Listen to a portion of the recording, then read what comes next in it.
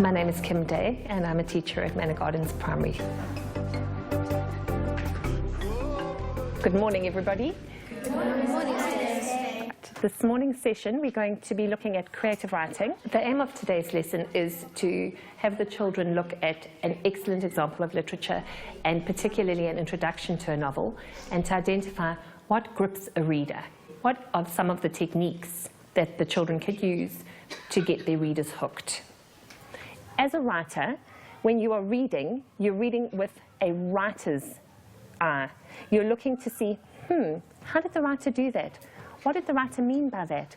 We talk about noticings. So when you're reading as a writer, you're noticing certain things. And what we ask the children to do is to highlight every time they notice something, because they may not remember when they come back to it. It's such an instinctive, intuitive sense of, it's a split second and it's gone. They hook by including things that make you go, what was that? Let me just go back to that. Let me think about that. So by doing that, they make the reader interested, and the reader wants to find out, so they'll carry on reading, and that's how you find out if the author of a book is a good writer.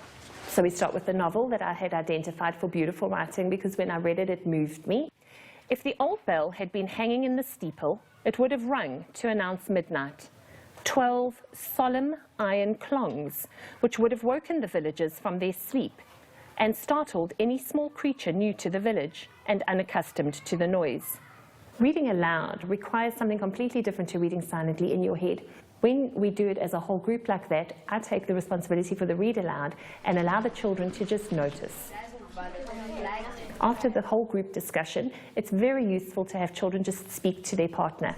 So after we had done the whole group, at a certain point, I asked them to turn to their partner and talk about their noticings. Often they confirm for each other, yeah, I noticed that too. That was really interesting. What do you think it is?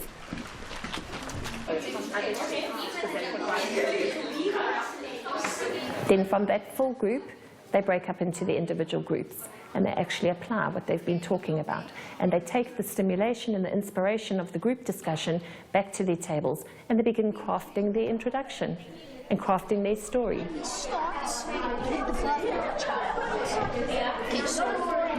So we did brainstorm, and then we realized that most of our ideas, we've got so many good ideas, but they kind of not we just got our own ideas, and they're kind of not pushing together. So at the moment, we just do it, we're writing and ideas and phrases and a bit of our introductions just on our individually, and then just now we're going to be reading each other and combining and seeing if it just works together naturally. Some of them will not know what they've got actually until they finish the crafting, and then they'll look over it and they'll go, oh, that's something really good. Or they'll get stuck in deciding what is the actual thing that we're wanting to talk about here. What's the thing called? The big scribble? Yes, we did that, and then we took ideas from each one and put them together. Everyone wrote what they think, and then we're trying to put them all together to make one very meaningful introduction.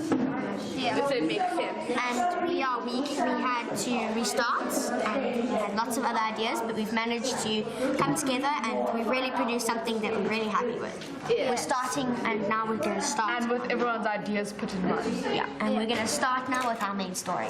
Remember, we're going to hear your final version of your story later on once it's complete. So you don't need to give us too much detail now. Just a quick touch-in with what you've done. In the presence of what seemed to be a perfect day, the smells of freshly baked bread filled the town. The sound of happiness and laughter was broken by a woman's ear-piercing scream, as though a piece of the sky had fallen down. It fell, it shattered, it went silent. So as part of the writing process, this was just the introductory part. This was just the initial startup point. From here, we will need to move into further development of that first draft. Ultimately, once they've done the drafting and they're happy with the piece of work that they've produced, then there's an editing process. After the editing process, there's lots of various ways that you can publish.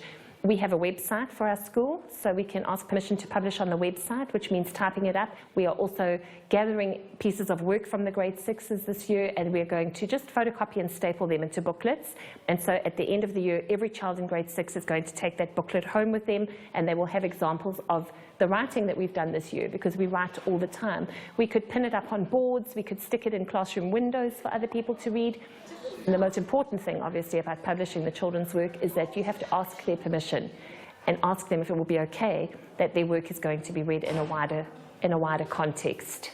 And once they say yes, which they inevitably do, then that's also, it's such encouragement. It spurs them onto the next thing and the next thing. And from today, they may have found that they've got the beginnings of 2 or 3 or 4 different stories. If they're given the time to develop it, then they produce really amazing, amazing things.